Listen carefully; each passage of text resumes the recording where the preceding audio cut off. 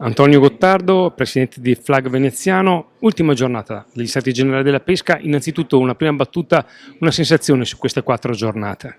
Un lavoro splendido, sono 4 giornate importanti di riflessione e di discussione che danno un contributo anche alla programmazione prossima futura sia del MIPAF che dell'Unione Europea, un contributo che il distretto di pesca Alto Adriatico e la Regione Veneto hanno voluto dare. Il suo intervento come Flag Veneziano in cosa è consistito oggi? Rientra nel concetto di gestione dello spazio marittimo.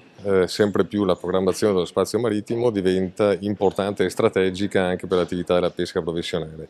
I 2 flag veneti, il GAC del Chioggia Delta del Po e il flag del Veneziano, hanno finanziato uno studio per l'individuazione delle aree vocate all'acquacultura in mare, tenendo conto di 2 elementi molto semplici: evitare l'interferenza con gli altri mestieri di pesca e valorizzare queste produzioni che sono importanti anche nella strategia europea di potenziare l'attività di molluschicoltura e acquacultura.